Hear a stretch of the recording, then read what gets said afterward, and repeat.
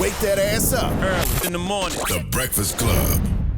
Morning, everybody. It's DJ MV Angela Yee, Charlamagne the Guy. We are the Breakfast Club. We got a special guest in the building. That's right. Kelly Price, welcome. Thank you. How you feeling? You know what? Great.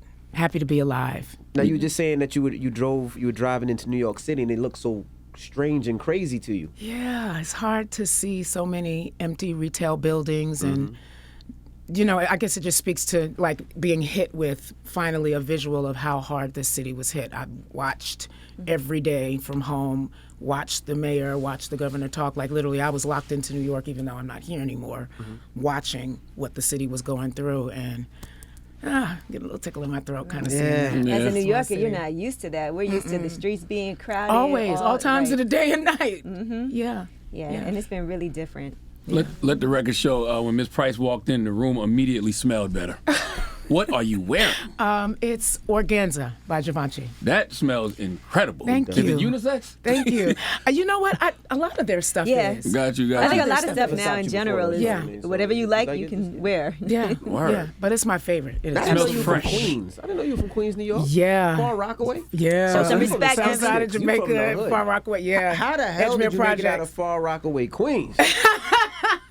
We got put out. We were homeless. Okay. Yeah, and kind of rolling around and landed. But my grandfather's church was on the south side of Jamaica, so like those were my stomping grounds. I was between Far Rockaway and south side of Jamaica, and so all day long. Your family got evicted? Yeah, we were homeless a lot. Really? Yeah, How For old were people you that don't around know, the let me time? just explain. really, really young. Far really Rockaway, young. Queens, and South Side were the worst areas in Queens growing up. Yeah, people Like, have no idea. Far Rockaway is right by, we called it the cheap land because it was right by the airport. So you always hear the planes going across. Yep. As a kid, when we used to go there, drop mixtapes off, we never stopped the car. We would just go slow, No, you throw the didn't. mixtapes out and keep it moving because you get shot, you get robbed. Yeah. It was that bad. And then Southside Jamaica, Queens was just as bad. Yep. So the fact that you came from that area and came out and was successful is a lot. Yeah, somebody was praying for me. When did you find stability, or when did your family find stability?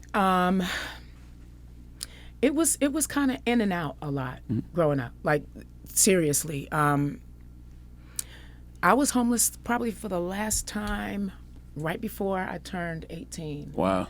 And so, it was a thing where, and back then it was like, hush, you don't say anything. So there were a lot of times we were either sleeping in the car, going from friend's house to friend's house, until my mother could try to find another place to live.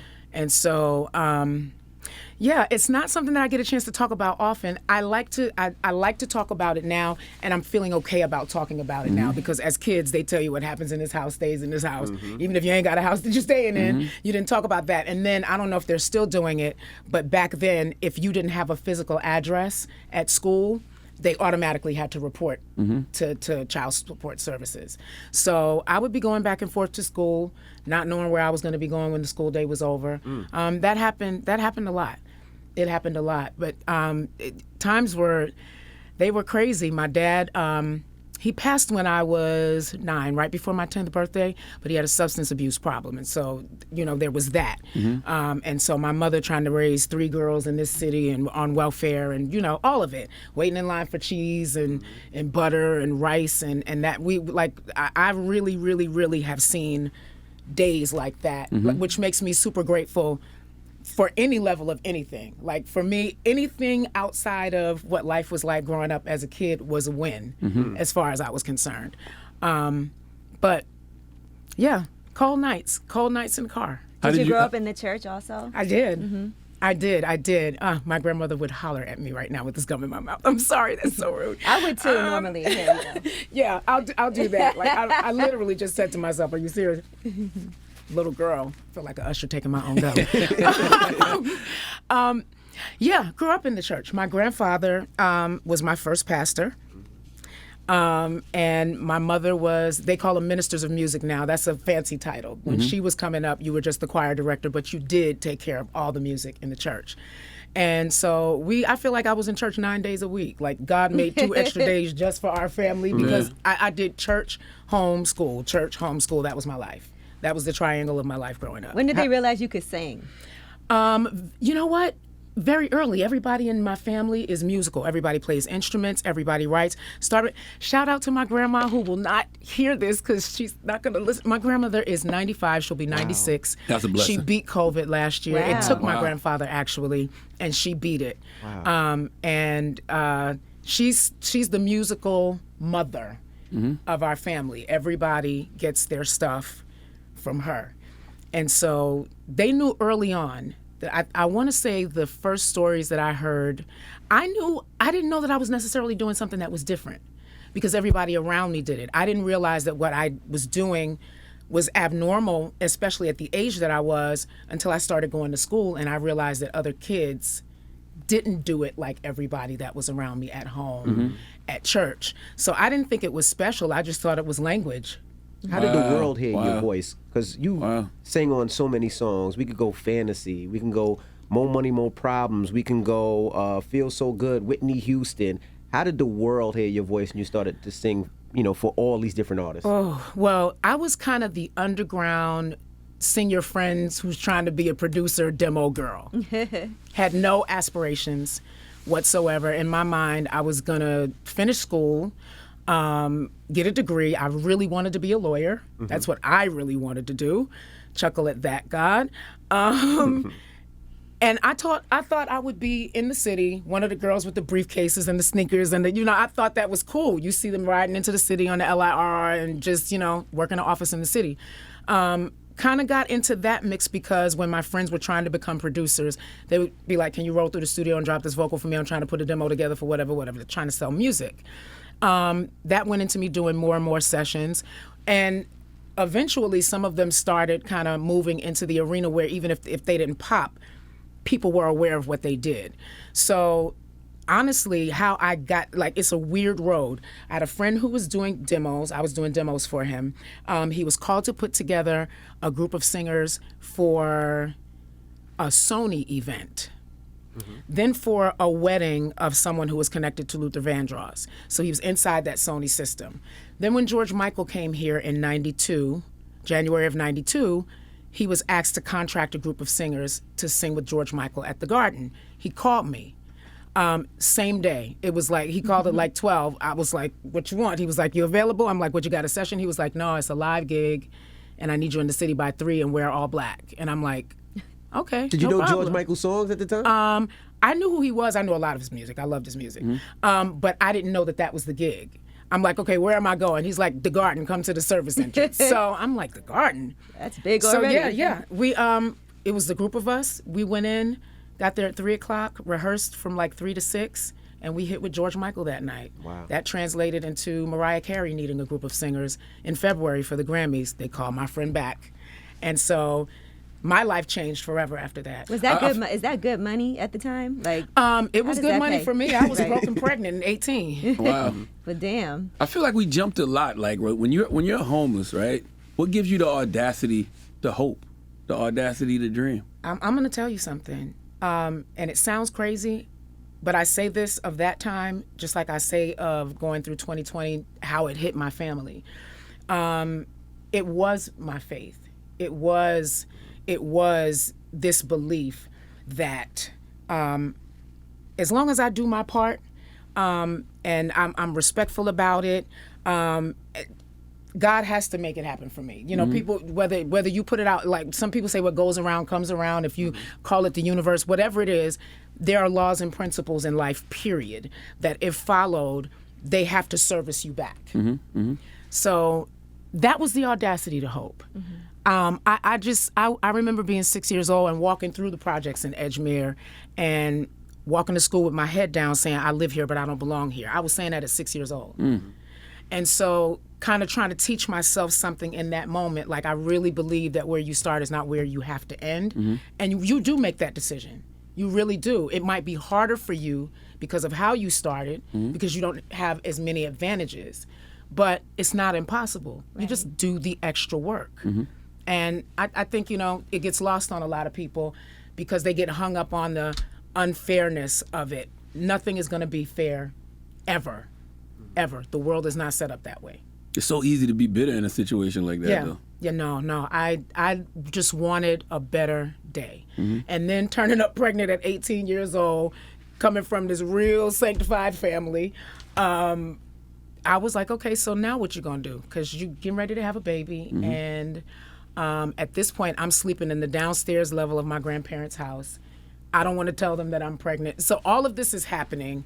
And the Mariah Carey gig happened like early in my pregnancy. Did the family push you away? Off. Did they push you away because they're so into the church, so about values? Did they say, you know what, we don't want you here? No. I have to honestly say that as strict as that upbringing was, and I'm so grateful about this because actually the church organization that we belong to, they were very hard on that. They really, really were.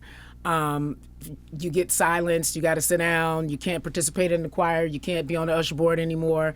And the thing that always tripped me up about it is that if you got a guy and you got a girl, and the girl gets pregnant, she didn't get pregnant by herself, but because she's carrying the evidence of it, it was very, very the life goes on as usual for in him. the way, very imbalanced in the way that it was handled. And so as a young girl coming up and seeing it happen to people, I'm like, well, what about the guy that got her pregnant? Right. Is he no longer allowed to participate in activities and that kind of thing? And so, but I have to say my grandparents, they weren't happy about it, but they embraced me. They didn't make me feel like I was dirty, which is what I really thought would happen. And so they were transformative for me in that they were the catalyst to having me think another way about what I've been hearing in church my whole life. And I don't even know if they know that they did that, just in the way they communicated with me, loved me, pushed me, like I did a lot of things differently, starting with that, than they ever would have expected. When I started traveling with Mariah and doing it, like they were like, okay, so what are you doing? You're not gonna be singing in the church no more? I'm like, I'll be in church on Sunday. I can sing in church on Sunday. So it literally it was what forced my thinking forward outside of this box. And I'm glad that it did, because it made me kind of do my own homework and do my own research. There was a lot of, well, you can't say that you're a Christian if you're blah, blah, blah, and if you're going to do this kind of music, you're not using your gift for God. No, I am. I am. And I literally would just tell, and I had this conversation with my grandfather long before he passed. The stage is my pulpit. I get a chance to speak to people through amazing music, and give them messages of love and hope and faith and all of that. And it's not from a pulpit, and I'm not holding a huge Bible or wearing a 20-pound cross, but they're willing to hear what I'm saying because I'm relatable. Right. And so that actually makes me the best missionary or evangelist. That's right. Because how do you preach if nobody's listening? That's right. Your grandparents gave you something that you named your new album after. Grace. Yeah. Grace. Yeah. And I always say, like, I was going to ask you, when is the time that you needed grace, but you answered it. Yeah, I've needed grace a lot in my life, and we all do. Every time I've talked about this project, when people ask me, I say I think the problem is that we as humans, we really can do better about extending grace to other people. Yes, ma'am. Most of the time, we don't realize how important grace is until we need it for ourselves. And we find ourselves in the hot seat, or people judging our actions or what we've said or what they think about us or what they heard. That's when we want people to understand and listen. Hey, so, I have it's so funny. I have a U-verse reading plan that's coming out, I think, in about 2 weeks on the subject of grace. And I broke the word down into an acronym. Grace is a gift. It's the gift of giving, responsibility, responsibility, accountability of yourself, and to expect accountability of other people, but with compassion and empathy. Ooh, I love that. That's real grace. Right. You are responsible. And it should be given as freely as you're willing to receive grace. You should give it that freely. So that's why I call it a gift. You have the responsibility to be responsible. You should expect others to be responsible too. We should be accountable. You should hold other people accountable for their actions too. But the difference between just that and a true act of grace is to do it in compassion and with empathy. Because at some point when you need it, That's right. that's what you're going to want. Why doesn't this era give more grace? Cancel culture is the polar opposite of grace. Yes. Everybody's screaming cancel, cancel, cancel, but you're not going to want to hear cancel when it's time to cancel you. That's right. So, since we're talking about all of that, by the way, happy belated birthday. Thank you. I saw your birthday just passed. Yes. So did you watch Versus? Because I know, obviously, Isley Brothers played a really important role in your career. So what did you think of the Versus? So I haven't seen it all the way through because I literally went to bed early last night. It didn't end about 12:30 Yeah, I went to bed night. early last night. So I started watching some of it downstairs. And I want to see the rest of it. So everybody was like, you got to pick one. I'm like, but I love them both. Having to pick one, of course I'm going to say Ronald Isley. You're a little biased. I'm super biased. You can't ask me. Like the dude, literally, when everybody was telling me I was too fat, too black, and too loud to make a record, he was like, you could be 1,200 pounds in blue. Who wouldn't buy that voice? I was like, tell that to everybody else in the business. Like, I'm the chick they hiding in the room with a microphone. Like, yeah, that's so hard because you were talking, and you've spoken on this before, how when you were about to get a record deal, they had an issue with your weight. Yeah, and they said the you had to, signing they actually day. sat you down and told you had to lose weight in order for them to be able to sign you. Was that with Def Jam? No, it was Jive. Jive. Yes. A bunch of jive-ass turkeys over there. They didn't know what the hell they was talking about. Yeah. Do you think They wait till signing day. We hadn't been negotiating for months. And I came into the city to sign that day, and they told me to stop by the offices before I went to my attorney to sign the paperwork. And that was your first deal? That was the first deal. Yeah. And so I was choked up, but I was like, you better not cry sitting in this. I was sitting with the head of every department in the conference room. And I said, I just have one question. Who gets to say when it's enough? So what did they say? Like in the meeting, they would say, hey, we're going to sign this deal, but... So we had been in negotiations. The execution copy was in my attorney's office at that time. I got a call from my lawyer saying, go by the Jive offices before you come to sign. They say they need to meet with you about something. Best call I could have ever received. Because had I signed the paperwork first, I would have been locked into something and possibly sat on a shelf. That's not the right place to be at. No, not at all. Oh, so you turned the deal down? Yeah, I did. I Oh, walked wow. away. I walked away. See, that's real faith right there. Yeah, Yeah. I walked away. Now, was that after More Money, More Problems? After all the stuff? That was right before it. Right before. But how do they say that to you? In a room with everybody at like one of those cold conference rooms, long. There's probably about 10 of us in there, the head of each department. I walk in, I sit down, and there's awkward silence. And so, I'm like, hey, hi, everybody. This must be a great day. I'm signing. Yeah, I'm happy. I'm all about to excited. cut I'm a like, check. Here's the everything team. The good? team's all here. Yeah, Yeah. we're going to talk about, we want to know who you want to work with. And okay. And then awkward silence. And so Jeff Finster is his name. Jeff Finster. I'm glad you called names. I remember that name. Listen, I'm 48 and I've been doing this for 30 years. That's right. I've earned the right to call That's names. right. That's right. That's right. Says, why don't we just go ahead and say it? It's, let's just say it. And I'm like, say what? He says, listen, we're going to need you to lose a significant amount of weight before we put this record out. So my eyes, I'm like a deer in headlights in this moment. And so I say, okay. Take a minute. And I said, how much weight? Like, do you want me Whitney Houston thin? Do you want me, because like I come from a family where the women are, whether they're bigger or smaller, they're thick. Who gets to decide how much is enough? Like, what if I feel like it's enough and you still feel like I need to lose more?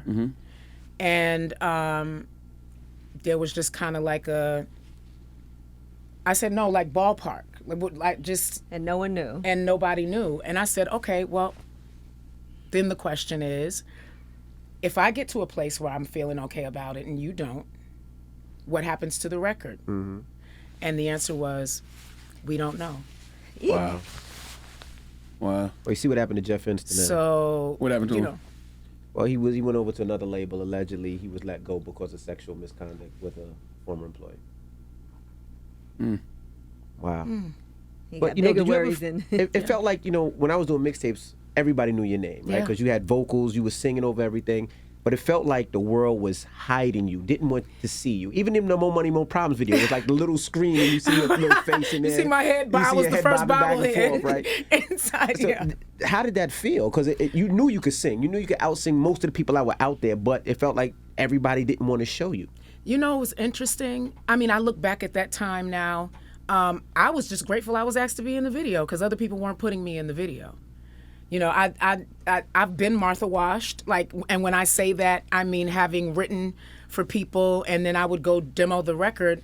The artist is supposed to go in and sing their own music. I can remember riding down the street and hearing the song start, and I'm like, oh, it's out, but I'm hearing me, and I'm like, wow. You said Martha washed was As in, like, sometimes the labels would leave my vocals on, but it was their artist. And they wouldn't show. Gotcha. They wouldn't show her. Is that somebody that happened to? Martha washed? Yeah, Martha, she was the one that sued, was it Black Box or I think it was, CNC Music Factory? Yeah. Because they like replaced. Was she the one that was like, strike it up? Was that? It was Strike It Up. Yeah. Everybody dance now. And they used her voice. Yeah, and so it was a big thing, and she was awarded a sum of money. She sued them for it, and she was awarded a sum of money for it because in the video they had like this thin model girl, you know, lip syncing, and she didn't understand why that was happening, and she wasn't like, unless you knew. I don't know if it was a credit issue. Like, I don't even know. I think maybe she wasn't even credited. So now what happened with you? You're driving down, you're hearing the song on the radio, and then all of a sudden you're like, yo, this is my voice. Yeah, I was shocked. Because I mean, I know I wrote the record, and I know that sometimes they would come back and say, well, we want to keep your background vocals. That was common. I was doing that for everybody. But to hear the record and to hear that in the verses, I'm hearing my voice laced in between, like, and I can hear the punches. My ear is fine-tuned. And you know what I mean when I say I can hear where the engineer punched me in and then popped her back in. Right. And it's like a weave together vocal, and I'm like, this is crazy. Who that happened with? Tasha Holiday. Okay. Is one artist that it happened with. And she wouldn't have known that was what was happening. That's a call that was over her head. Yeah. She had just gotten signed. Somebody at the label said, we don't like it, fix it up. God bless her. I have no idea who that is. Yeah. I mean, she was signed to MCA. Hank Shockley, I think, signed her. Okay. Now, during this time when all this is happening, were you married already? I got married very early. I ended up marrying my baby's dad. Okay. That was the thing that I should have probably tried to escape, but growing up the way we did, like, for me, back then it was like, you got pregnant, you get married. To the mic. Yeah, just To the mic. Oh. Was it good at first? It was what I was supposed to do. Thank you. It was what I was supposed to do. It was what I was expected to do. If I'm to, in retrospect, no, it was never good. It was just what was supposed to be done. Right. And I think that that's a mistake. Like, I don't think you tell somebody, if you're in this position, you need to get married, because y'all might not need to be together. Right. You feel like that was the godly thing to do because of the Bible? That's what the church taught. Yeah. They literally tell you it's better to marry than to burn. If you feel like you can't maintain, then you need to go ahead and get married. But what if you married, And burn. Charles And burn, Manson yeah. and burn? You know What what I mean? if the marriage feel like hell? Yeah. What if and for a lot of people that's what happened, because you had a lot of people, my generation, generations before me, because if that's what their faith was and if that's what they were taught, that's what they did. But they didn't let us date either, so you don't know how. You don't know what you like. You don't know who you like. You don't know what compatibility means. You're just told, if you feel like you like him enough to have sex with him, then you need to marry him. Lord have mercy. Yeah. How did you get the strength to finally leave that marriage? Because that took a while. It took a long time. How long were you and it together? took a lot of, it was. Whew. Like 25 years or something? Yeah. Wow. Yeah. A long time. A lot of hurt, a lot of mistrust, a lot of misdealings, a lot of outside kids. Oh, damn. And he was your manager? Yeah. Wow. Jesus, so you was intertwined personally and professionally. Personally and professionally. Like, leaving, I had to rebuild my life. And when you're married to someone that long, You don't know what life It's is. part of your life. You it is probably a had part to of your plan life. it, Well, the too. other thing is, I was going straight to the finances. When you married Yep. that long, Yeah. Yeah. Because before you even let him know, you got to kind of plan things out. So you know how you can set yourself up so that you're like, I have to be prepared before I can even come forward and be like, I want to get divorced. You want to make sure everything is lined up. Yeah. What was the last straw? What was the thing that was like, I can't do this anymore? I had a dream, and I saw the way my life would play out if I didn't leave. That's the honest to God Ooh, truth. let's talk about that. You want me to put? I don't want to. You know what? Yeah, we put it can. somewhere? I got crap everywhere. There you go. Extra bottles of sanitizer There and you masks go. and stuff all in There you there. Not a go. game. There you go. Let's talk about that vision you had. dream. Yeah, I had a dream. I had a dream, and I saw everything around me burning and being destroyed. And then I saw myself, and I looked really sickly. And then I saw like the end of my life. Wow. And this was literally, I want to say, a year after my baby sister died. That was a rough year for me. What happened with your baby sister? My baby sister had a drug issue. It's weird. It runs in the family. She had been battling it since she was in her teens. And her body was just over it. One by one, her organs started to shut down. And so she passed on Easter Sunday in 2014. Wow. And between... Damn, that's your birthday. Yeah. Yep. And my grandfather passed on Easter Sunday last year. So this year for me, Yikes. it was important to refocus and try to reposition this time of the year Right. in my life, personally. Between that time, from the time that she died and that time where I had this dream, pretty much, I packed on probably about 75, 80 pounds. I was drinking very heavily every day. Going and doing my shows, knocking them out, getting back to the hotel, and drinking until I passed out. I woke up some mornings in a pool of vomit in the bed. And your husband was there too? And your husband was there? No. Oh, okay. No, I like, and the crazy thing is, I hadn't left him yet, but he wasn't traveling with me anymore. It was a crazy year, like a crazy year, and I looked at myself in the mirror on my way to do a show in Chicago, and I broke down crying. I looked at myself. I was like, what happened to you?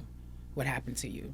And I said, okay, God, if you give me the strength to get myself together, to pull my life back together, like, I'll do it. I'll really, really do it. I love my sister. I miss my sister, and I want to see her again, but I'm not trying to see her tomorrow. Right. Is what I said, like literally. And I said, you got to get it together. And that's when the plan went into effect. It was like a mission for me, like strategizing and trying to find places to hide stuff where it can't be found, and, safe deposit boxes and whatnot, because I was like, okay. And I had no idea where I was going to go. Like, it wasn't that far out planned, but The kids were grown, though. the kids were grown. Yeah, so the that's kids a were relief. grown, and that was the biggest relief for me. I only had to worry about. There were times, over and over and over again, I didn't want to blow their life up, because with my life being a life that was lived mostly on the road, it's crazy. But I took on the weight and the responsibility of, if I make a move to tear the family apart, they're going to be the ones most affected by it, because I'm still out here on the road. You think that's a mistake too? People who stay together for the kids. Yeah, I think it's worse for kids to see toxic parents like that. Did they ever talk to you about that? Like, have you ever had conversations about growing, how it was for them growing up and witnessing their parents in an unhappy relationship? I thought I was shielding them from it. And what I didn't learn until they became adults and came back and had conversations with me about it is that, they saw things, but they were kind of like sat in the middle of things. I call myself trying to shield it from them. Their father had a very different approach. He, with the understanding that they were getting older and probably were figuring the stuff out anyway, became more manipulative about it. One of the kids said to me that their father told them, if you tell your mother, she's going to have a nervous breakdown. She can't handle it. Wow. You can't say anything to her about this. So he kind of dumped the weight of that on them. Right. And literally, I didn't know this until, again, they were grown, they were out of the house, and they felt comfortable enough to come and say something to me about it. Because they probably was processing their own traumas. Yeah. And how that impacted them when they was kids. Yeah, that angered me. It angered me so much. And so to what you're saying, no, there's no such thing as staying together for the kids. The way to keep it together is if you're not working, separate, because what that becomes is what they see as normal. It's a trauma bond. Trauma bonds cause trauma. Yeah. To everybody who sees them. Yeah. Now, did you? I know your husband didn't just let you go easily. I know he was like probably furious. He was. I'm sorry. He was, but it wasn't his choice. Right. You know, he had the opportunity to hire, you know, whoever he needed to hire to try to do whatever he needed to do, and you know, I was prepared for it because again, you can't be married that long.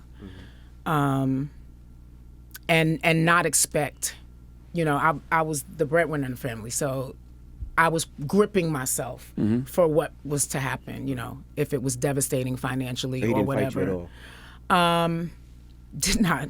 He did not. That was a miracle. I actually was gearing up for a fight. And had sat down, spoke with some other attorneys and whatnot, but Greg Mathis, honestly, who was a really good friend. Attorney Greg Judge Greg Yeah, Mathis? First of all, you know he's my favorite judge. Yeah, Him and Greg Judge Mathis. Judy. I actually called him on the personal tip, like, hey, so this is what I'm getting ready to do. This is blah, blah, blah, blah, blah. And he was like, yeah, Kelly, I just got to tell you, if I was presiding over this case just based on the number of years you all have been married, you'll be paying out for a minimum of 10 years. But he also had outside children and things And like he that. said That doesn't to me, matter. Nope. That's irreconcilable differences, though. Yeah. Yeah. Wow. No, the courts don't care about that. So you've been paying out? No. No, she said a miracle. He didn't fight her. So Okay. he, Oh, because he didn't fight. Okay. so maybe Yeah. he knew he fucked up and he did things wrong and was like, you know what? Well, no, it's probably damn. money better spent on child support than a lawyer. Yeah. Smart. You know, I want to go back to your meeting with Jive, right? Like psychologically, what happens to you when somebody tells you that you're too big? Like, what was your mind state moving forward after that meeting? Well, first of all, I did cry, but not there. I got on the Long Island Railroad and headed myself back towards the house, called the lawyer and told him I wasn't coming in. He could tear the paperwork up. Oh, so you didn't tell him that in the room in that moment? You had to process it? No, I was in the Jive offices, so Okay. I never went to my attorney's Right. office. He was waiting on me to come there from Jive. I got on the Long Island Railroad and headed back. You like, I got to hold it together until Yeah. I leave these people's office. Yeah, And yeah. And I called him and told him, you can tear the paperwork up. I'm not going to sign it. And just, it messed with my head. It messed with my head. I mean, I had heard it said, like I'd heard whispers of it. True story, at Daddy's house, working on a record for a group that was signed to Motown. What was their name? Group that was signed to Motown. Puff was producing the record. I was there as the vocal producer, and I was there cutting the song on the guys. And so I wanted to make a change lyrically to something. So I told them, y'all take a break. I went and sat in a corner, like behind one of those folding things inside of the room where the microphone was, sat on the floor with my pen and pad and had my ears in. And I hear the guys walking in the hallway outside the room. Then they come into the room and they're having a whole conversation, and just out of nowhere the conversation turns to, yo, did you get a look at her? Yo, she looks like a fat A Nell Carter. oh God. And so, but I'm in the corner. And so I'm like, dang. All Fuck right. these niggas in this record. So they walk out the room. They're in the hallway. And I'm sitting. I don't want to have that awkward moment of walking out of the room and going past them. But they won't leave. And I'm like, okay, you got you on the clock. You got to get the session going. So I pulled it together, walked out the door, and walked past them. And they're looking like. I went back into the control room. They came into the control room. Miss Kelly, can we have a word with you? I said, no, we have work to do. We should just go ahead and finish the record. Wow. That group ever pop? Nope. So I did get an apology from one of the, I swear to God, I was walking through an airport and this guy was trying to stop me and he was like, remember me? I'm like, no, I don't. Just tell me where I know you from. And he told me, he said, well, remember when you did that song for the group and blah, blah. He said, we were idiots. We were blah, blah, blah, yada. And I'm like, well, what you got going on right now? He's like, no, we're still trying to figure it out. And this is years later. And I'm like, okay. God bless you. God bless you. You popping you off. Yeah. So what was your next deal after that? Because you threw the Jive deal away. Threw the Jive deal away. Because y'all made so much music and everything. Why did you never true sign story. He did put an offer on the table. And I said, no. Because you wanted everything. So there was a bit of a bidding war that did happen. It ended up being between MCA, Diddy had paperwork on the table, and Def Jam. And then it wasn't Def Jam. It ended up being Ronald Isley, who I met because of Puff.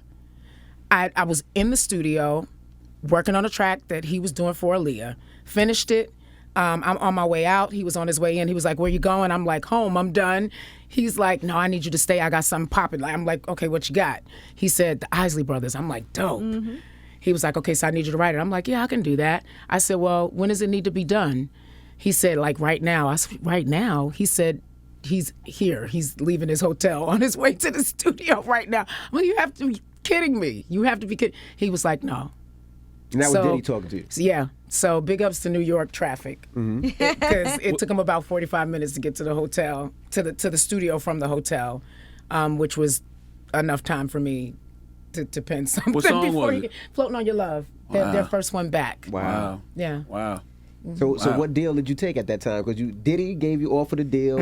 You had Ron Isley offered the deal that already said he doesn't care what you weigh, what you look like, your voice is amazing. And where did you decide to go from there? I ended up being with Ronald. I went to his. It's crazy. He had the least amount of money on the table. I know Puff was mad at you. Yeah, he wasn't too happy about that. The guy that I introduced you to, you signed with. He felt a way about it. I said to him, I said, I need you to understand. I'm thinking like from business at this point. I told him, I said, Faith and I are not the same, but we are too similar. One of us is not going to make it here. And she's already here. So I wouldn't assume that I would be the priority. Not to mention Puff probably wanted all your publishing. That too. Yeah. You've said that you're a writer first, right? I am, yeah. And so you feel that way still now to this day? I do. Anything that I've ever wanted to say, I could say it even as a kid, in a poem, in a song, in a letter. It's been the way that I express myself more even than singing. How is it when other people sing your words to you? Because it's so personal. But then sometimes, what if it's not like how you would have done it or interpreted it? Does it matter? That's what made me want to be an artist.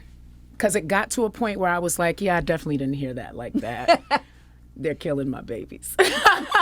You're like, I got to sing my own songs. Yeah, I wanted that. That's what made me decide to like push against the grain and against the, like, literally I was being told, you don't look like Aaliyah, you don't look like Tamia, you don't look like Deborah Cox, you don't look like this. And I'm like, no, I look like me. That's crazy. I look like me. And, the crazy thing is, I'm good enough to write for all of these people. But, so, it kind of made me, there's that Far Rock Strong thing that kind of swells up in you, and it's like, yeah, I don't think so. And so it made the Ronald Isley decision obvious for me, because I was very clear that he just loved what I did musically. And that's all he said, Kelly, again, if you were blue and 1,200 pounds, who wouldn't buy that voice? Do for yourself what you've done for R. Kelly, for this one, for that one, for what you did for me. Like, do that for you, and you're undeniable. And when you're hearing the other thing, that's what you've been bombarded with. Even from a little kid, we were poor. I was a little chubby kid. We didn't have a whole lot, so I was already a little whatever. No, a whole lot of whatever. And then to come into an industry that I believed I didn't know. It's the music industry. I thought music was celebrated, and I got in it and found out that there's a whole lot more that is more important than the actual music. So question: when you did lose weight, what were the reasons? I wanted to do it for me. There was always going to be pressure from the outside. Always, always, always. But I wanted to do it for me. At this point, I'm like, okay, first record is in the can. You are moving out of New York, moving down south. You just bought a patch of land. You're building a house. You know better, you do better. You're not eating government cheese sandwiches 3 times a day anymore. You're not, some days there's a dinner, some days there's not. You know better, do better. And my thing is, if you have this great life, be here to live it. Be here to experience it. And I had young children running around with them. I'm winded. And they're like, Mommy. And I'm like, no, I'm good. It was all of that. It was all of that. It's like, okay, so God blessed you to come out of poverty and homelessness and all of this kind of stuff. What you gonna do with it? People weren't happy then either, though. They weren't. I remember them saying you were too thin and you lost too much weight. And the label never felt that way. I was sorry, Kevin. I gotta tell this story. Kevin Lyles. At a shoot for something. I literally, what is the name of the song? Married Your Girl. We're shooting the video. Billy Woodruff is my director. And somebody calls like a cut stop in the middle of a take. And so I felt like there was some tension. It wasn't Billy's call to cut. The cut was called because, and I had actually lost a significant amount of weight at this point. The question was asked to my stylist, is there a way you could put like maybe 2 more foundation garments on her to make her look like another size or 2 smaller than what she is? Those are waist trainers. Yeah. Okay. Yeah, the original ones, like corsets. Girdles. Yeah, Harriet, what's her name? Harriet Oldman, whatever her name is, from Little House on the Prairie. Like she was the original, whatever. And nobody wanted to say it. So my stylist came over and he said, they want me to put more undergarments on you. I said, more? He said, yeah, they said they want you to look about 2 sizes smaller on the camera. Now, at this point, I'm like 100 pounds down. There's that how much is too much or how much is going to be enough thing. And so that messed with my head. So from that point on, it was like, okay, you really got to make sure that you're doing this for you. And for me, it's about being a size that I'm comfortable with, that I feel I look good in my clothes in. If I can run up a flight of stairs and not feel like I'm gonna have a heart attack when I get to the top of the landing, I'm good. Everybody else has to deal with it. That's the this is my body. That's the take back my power. Like, why are people who are sitting in a room somewhere else having discussions about what they think my body should look like? right. And you spoke about being relatable. That is relatable to so many women. And that's the other thing. Now, that is the other thing. That conversation was had with both Ronald Isley and Hiram Hicks. He said, you got to get that thing out. He's like, you got to wear this, like, own it. You got to own it. If you don't own it, people are going to see that you're not owning it. He's like, there are more women in the world that look like you than don't. And who's going to be their cover girl? That's right. So, I mean, there are a lot of nights I went home and cried because I could still hear stuff going around to these industry mixers and that kind of thing. But when I walked in the room like, I can take your man, because they told me if you give them anything, if they smell blood in the water, the sharks are coming. That's right. So I had to wear that face. And so I was proud because I did get so much feedback from women like, yo, I never thought, and so that did something for me. That did something for me. And then moving to Atlanta and seeing like big girls rule the world. Cornbread fed. Listen, the way I'll be in the grocery store in a hat and some Timbs and like a Yankee hoodie or whatever. Like, I'm still from New York. But the girls down there walk around like fully made up and in heels in the grocery store. I'm like, who's putting on 6-inch pumps to pick up some milk? Right. They were. Environment does matter because I'm from South Carolina, so it's just like that's what I see. I see the cornbread fed girls. When I see the girls that skinny, I'm like, what's wrong with her? She's sick or something? Yeah. But you also can't shame skinny people either because you don't know what's going on. And with them, Right. What do you think about the music industry now? You think things have changed? I think it's a slow walk. I think, this was what, 25 years ago? That's why Lizzo's important, right? Yeah. She's, oh my God. She's super important. When people ask me about her all the time, like, I love that she loves herself in the skin that she's in because I wasn't there. Right. when I was her age. Like I wasn't there when I was younger, and I was forced to do it for what it was that I was doing, because again, I had to wear the face, like I had to sell it. I wish I had that level of confidence. I would have made a lot of different decisions. I probably would have left a lot. So you know what I mean? Like there were so many things that played into decisions that I made in my life, not just for the stage or for the record, but in my personal life too. All of that played into it. You feel that was a reason?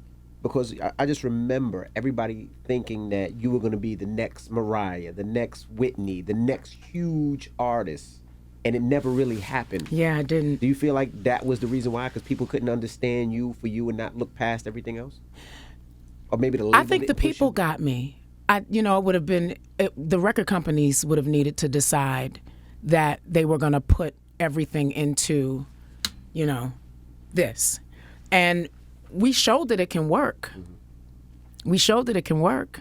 And I literally was just about the music. I was like, listen, if I got to be at the mixer, I'll be at the mixer, but I'm not really a party girl. Like, that's not my thing. I got kids at home. Like, if I need to be there, I'll be there. Other than that, I'll catch y'all on the next one. So I'm sure that had a lot to do with it too. Like, I wasn't with all of the extra stuff that was going on. I just went, I did my job, and I went home. I wanted to see my little shorties as often as I could before it was time to get on the plane again. So that was part of it. And just making the decision, perhaps if I was single and didn't have kids, it would have played out differently. Right.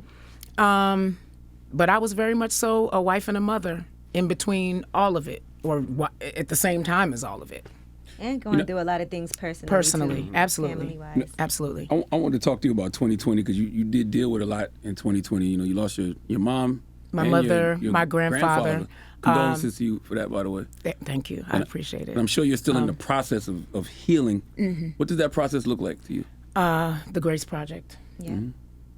It ultimately was the thing that kept me, I feel like, from probably going over the edge at the end of the year. School friends, church friends, to the tune of about 15 or more people lost in my life last year. And got to the end of the year, and I was like, okay, if we can just get out of 2020, and right at the end of the year, got a call, and you know how many phones I broke last year? And I'm like, why do y'all call like in the middle of the night or early in the morning? When the phone rings at a certain time of the know day, it's something. you know it's no good. Yeah. Yep. So Especially when you got kids, I boy, that broke just make your so heart many go for it. phones last year, like getting these middle of the night calls, these early morning calls, and just like dropping the phone. And the last drop the phone call was my mother at the end of the year. So, yeah, 2020 was a doozy. I decided to jump in the studio because, again, with going on lockdown and all that kind of stuff, I didn't go into the studio. I didn't get any music done for this particular project. Everybody at Motown and Capitol were getting ready to go on break, for December. And so when I called to speak with them after getting back from my mother's funeral, they were thinking that I was calling to push the project back further. I said, no, I need to get it done. Was it always a gospel project? With this venture with them, Okay. was definitely meant to be that. And it started off really because I wanted to have original music to present while doing this Sunday Best judge job. So in the first season that I became a judge there, when the finale happened, I picked a Clark Sister song to do because I didn't have new original inspirational music. So I did a song that would have been used for the finale, and the one song out of the need to have music for that, E.J. Gaines, I made a throwback post from the last time I did an inspirational project, and he was like, yo, check your DM. Is your number the same? I'm like, my number's not the same, just whatever. He's like, if you're serious about doing a gospel project, I'm over here at Motown Gospel right now. I think this would be a great place for you to land. Like, it'd be a great home for you. And he said, are you serious? I said, I think I am. This was before everything shut down. So the timing was crazy. About a week later, I was in Nashville in their offices, had a great conversation. And it just kicked off from there. The paperwork goes into effect. That's February, March. They shut down Atlanta on March 16th. I'll never forget. And shut the season down of Sunday Best. And in April, Grandpa was gone. And then it was person after person after person after person after person after person. And so just steady pushback. I'm not going in the studio. I'm not doing anything. I don't trust being in the studio. I don't know any of that. Tried to build a studio in the house. Literally a week after I had somebody in, this is the only time anybody has been in my house throughout the pandemic to take the measurements. He called me to say, hey, I just found out I'm COVID positive. So I'm like, okay. So I'm shut in the house for like 2 weeks. Every night, like just looking to make sure, checking my temperature every few hours. Thank God, I didn't get it. But at that point I was like, okay, so we just gonna wait and see what happens. But in December, I had to go in, like for my sanity's sake. I spent the month of December in the studio. Did you even get to see your mom last year? No. Wow. In the casket. Wow. When you recorded the album, was they always say sometimes when you're trying to stay busy, it's a response to trauma you're not dealing with. Did you actually want to work, or was it a trauma response? A little of both, but necessary because Therapy. I had been in the house all year, literally in the house, asking my Google, whatever, what day is this? What day is that? How many days has it been since March 16th? Because that was my official day of, all right, you're on lockdown. It was necessary. It was necessary, but yes, it was a trauma response, but that has always been my go-to. When I was a young kid, I can remember just like finding a pad and a pencil and just doodling whatever was coming out of my head, whatever was going on. Well, I love the EP. And you redid I Want to Thank You, Heavenly Father. Yes. It's so funny because that song is the cookout song It from is. growing up. The But I block never party thought song. of it as such a gospel song, but I never categorized it that way to myself. It really isn't, but as a kid, I just remembered that the song that I heard at all the cookouts, all the block parties, the picnics, whatever, she's saying, I want to thank you, Heavenly Father, but they dancing to it. So it's a celebration of love. It's a song that celebrates love. And so is it a gospel song? Does it belong on a gospel album? I like to call my projects inspirational. Yeah. If God is love, why can't we celebrate it? I think there are just so many stigmas that are in place.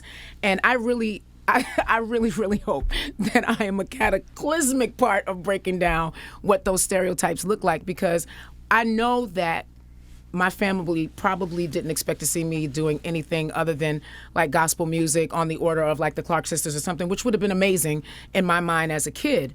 But these doors started opening up. I would have been a fool not to walk through them. Right. And I think you have to call the fact that the doors opened up, they're a God thing too. I think everyone has a choice on how they want to walk through those doors and how they want to walk out their path. And so my grandparents' major concern is that if I'm entering into this world of entertainment, they go back to their generation and they think about all of the musicians who came out of church and how they ended up, this way, that way. And I'm like, Grandpa, you have doctors that end up, being junkies. You got teachers that are junkies. You got preachers. Where are we going with this? Like, I get to decide who I am, and you got to trust that what you taught me is in there. Is gospel music more freeing than secular music? Depends on who's listening. I'm talking about for the artist, when you're performing it, writing it. Whatever I'm singing in the moment is what's coming out of my soul. Right. And that's what frees me. Because, I guess for everybody it would be different. There's not one that's more freeing than another. Singing Friend of Mine was freeing. Singing I Want to Thank You, Heavenly Father is freeing. Like I am water in music. Like I just Be the water. just be the water. Yeah, music is the place where I get to be the water. And first for myself, and then I get to be a river that just kind of feeds, other places along the way so they can get some water. Yeah, Dance Party's a nice celebratory song too. Intentional. I said I'm tired of crying. I can only imagine, the world has to be tired of crying. People are ready to live again. And there are people who have survivor's remorse, who have all kinds of guilt. We have to know that it's okay to want to live. Yeah, I love divine order too. I think about the role faith played in your life. Yes. And then at the time you needed God the most, you're pouring yourself into this Grace Project, which is a gospel project. Yeah. Like, that's divine to me. Yeah, and it is definitely divinely ordered, exactly. Divinely, because I have literally been working on new R&B music in between television projects for the last 3 years. Originally, this was not the plan. And so from a post to a text to a phone call to a flight, a great meeting, a joint venture, the world shuts down, and my need to express this part of myself is greater now more than ever. Have you given yourself time to grieve? Not enough. Not enough. Because following death are things that have to be done, things that need to be, put in place if they're not already in place. If there's not a directive left, then the family's kind of stuck trying to put things together. And so I absolutely have not had enough time to, and I feel that sometimes when I feel that day coming on, I allow myself to have that moment. The blows from last year, I think God will teach me how to live with them.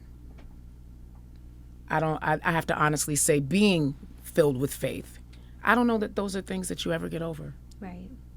But you learn how to continue to live with them and process them, and eventually you get to a place where the thought of it doesn't make you cry. You can smile and go, dang, I miss them. No, please protect your mental health. That's what I would tell you. Oh, absolutely. I believe in God, but I got a therapist too. I do too. Listen, I promise you, I think that God gave us doctors for a reason. He gave us doctors for a reason. And so I actually got a referral very recently to go to somebody. Dope. That's great. I I remember when you first got divorced, you were saying how difficult it is dating because you had never really dated. No. So how is it now? It's been some years. Jesus, I don't like dating life in the 21st century. It's whack. And men are groupies too. They might just, you Kelly Price. Whack. So you don't know who wants you for you, or God. just because you Kelly Price. Yeah, I didn't like it. I'm off the market. I'm off the market. Thank you, God. I'm off the market. Thank you, Jesus. Yeah, and happily so. Happily off the market. So a lot of them young You people engaged hollering now, at right? you. I think I saw that somewhere. Yeah. Dating was icky. Dating was icky. It was a whole different animal. Like the very first date that I went on, I laugh at it now, but I was traumatized after that date. I thought the date went well. I where got did y'all go? home. I went out to dinner, had great conversation, had a great glass of wine. I'm like, okay, it's cool. I drove my own car. I didn't want to get picked up. I don't need you to know where I live in case you're crazy. Not yet, right? And like 2 hours after I got home, ding, I look in the phone and I'm like, whoa, really? He sent a penis picture? Oh, yes. Girl. Oh, yes. I was like, That must have been great. A whole conversation. I was... Like, what gave him that unsolicited idea? penis talking picture about is that. I was crazy. like, wait a second. No context, no nothing. No. It's what all did- shaft and ball. Did you respond or say anything? I was like, don't you what? ever? I was like, what the hell? What did y'all talk about at dinner? Oh, you trying to blame her? No, I thought we had really good, grown, intelligent conversation. Now, did you reply at all? What the hell? Right. What the? That's But all that you could be got? taken out of context, though. Like that could be like, what the hell? It's the biggest thing I've ever seen. Like, what is no, it? well, it couldn't have been taken out of That's a context reply, once they though. were blocked, though. Like, Okay, I'm just, got you. Who Who does that? That's so No, that's crazy. Yeeks. Is it somebody we know or just? No. Why you wouldn't know, man? Was it from the up angle or underneath? Come on, Yee. What? Come on, matters. Yee. I mean, is he good at this? That's been about 6 years. Hey, give him some grace. The grace was he didn't catch a tongue lashing. I'm talking about Not that type. Not that one. Sunglasses, you know. Did your eyes just I could cross have, over yeah, like I that? could have picked my words better in that moment. You have a vocabulary, sweetie. Use it. Yeah, that was the grace. Like he didn't get the call, Right. with There you all my encyclopedia. I got you. Yeah. So, Can you finish your thought on why this era doesn't give grace? Earlier, you got cut off a little bit. I think that we are living in a time where everything is so right now. And if you can't get it, then this person can. And if this person can't, then that one can. And I think it's beyond microwave mentality. For I think the 2000s, early 2000s, 90s, whatever, that was microwave mentality. This is something else. This is like astro rocket juice. The attentions, when you're talking about 15-second videos, and that's the height of somebody's day, like, we want quick thrills. We have less of an attention span. We're becoming harder to please. We want more, dumbed down. And I think it has everything to do with that. I think it has everything to do with people not learning that process is necessary. And so, in all fairness to them, God help them. They don't extend grace to others, but they really don't know how to extend grace to themselves. That's when you look at people who have that kind of a mentality, there's also a lot of self-destructiveness there too. So, God help them, like I said, because they're not giving grace to others, but the problem really is they don't know how to give grace to themselves. And I realized that about myself. I can forgive somebody else. I had a hard time forgiving myself. When I really sat down and thought about, you could have did this differently, you could have did that differently. Your kids are grown now, but you're listening to them tell you how this affected them and why this and why that and why. You could have stopped that. So that was a huge thing for me, to feel like in doing what I thought was the best for them. It wasn't? No. And sits like literally at the center of the places where they question themselves, question relationships, have trust, issues. I'm like, you could have did something about that. So it's as important, grace, forgiveness, it's as important for us to know how to be that to ourselves, because you can't really do it for somebody else if you haven't practiced it. And people do tend to be hard on themselves. Now, I'm not talking about narcissists and, that kind of thing. We're really, really hard on ourselves. But we also live in a society where the beauty that we see being put in front of us doesn't even exist. It's a filter. It's it's something that you buy to enhance what, when we looked at beauty growing up, we looked and we saw images of beautiful black women, all different shades, beautiful Latina women, all different shades. It didn't matter. Somebody had kinky hair, somebody had curly hair, somebody else's hair was more refined and straight. We looked at the shades of us, at the textures of us, and we understood it to be beautiful, and to allow culture, counterculture, to allow our culture to be infiltrated and then dictated to what our beauty is supposed to be, to watch our people deconstruct their bodies, the bodies that God gave them, to only go back and build it back up to be a not authentic version of what you were already given. We let people get in our heads and tell us, your lips are too thick, your noses are too wide, your booty is too big, your this is too that. And we drank the Kool-Aid. We drank the Kool-Aid. And now we're watching a whole song them. just now that you could write. No, there's so many bars, because it's just like, you're right. We're creating this unattainable bar of perfection. Unrealistic. You can't even get to that. It's impossible. But you got to get, and then when you make mistakes, we're not giving nobody any grace. So it's just like, how do you grow and evolve? Like, my whole life, I was taught about growth and evolution. The people I gravitated towards, whether it's Malcolm X, Maya Angelou, whoever it was, because they evolved and they grew and we saw it. But now it's like, nope, you're not allowed to make any mistakes. I'm like, how do you live like that? That's not human. We're bound to. We're all born into this thing. There is no roadmap, because no two people are alike. I can't be my mother. I can't be my sister. She can't be me. I can't be my grandmother. I have all of that, particles of that in me, but I got to figure out how to walk life out inside Kelly's shell. I got to figure out how to walk life out on the road that I've been set on the path that I've been set on. And it's hard enough to do that already. But then when you, that's why you got to filter out the noise. And at some point, just silence everything that's coming from outside of you. Like you learning how to be still and center yourself is one of the best things that anybody can do for themselves.